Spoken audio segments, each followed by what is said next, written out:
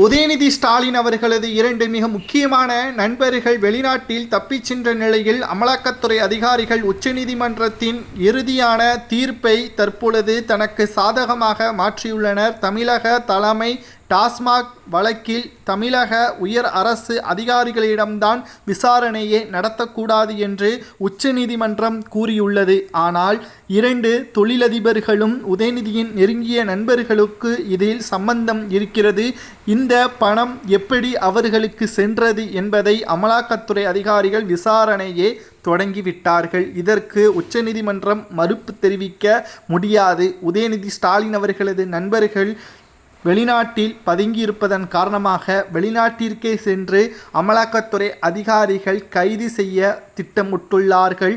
மேலும் இவர்களில் யாரேனும் ஒருவரை கைது செய்தால் நிச்சயமாக உதயநிதியின் பதவி மட்டுமல்ல, அவரது அதிகாரங்கள் கூண்டோடு சரிந்துவிடும், சிறையிலும் அடைக்கப்படுவார்.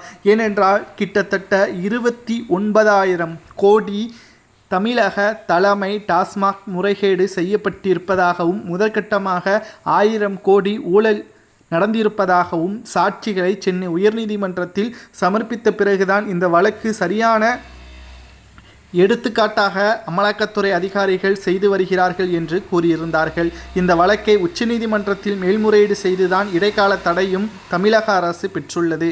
ஆனால் இவர்கள் இருவரை கைது செய்து விசாரணை நடத்தி உதயநிதியின் பெயரை வாங்கிவிட்டால் உதயநிதிக்கும் இதற்கும் தொடர்பு இருக்கிறது என்பதை நீதிமன்றத்தில் சாட்சியாக கொடுத்துவிட்டால் அடுத்த கணமே உதயநிதியின் துணை முதல்வர் பதவி பறிபோகப்படும், அவரது சொத்துக்கள் முடக்கப்படும் என்ற தகவல் தற்பொழுது கிடைக்கப்பெற்றுள்ளது.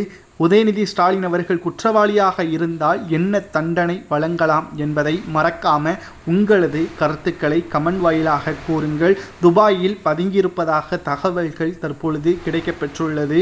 மேலும் இவர்கள் திரை தயாரிப்பாளர் என்பதும் குறிப்பிடத்தக்கது.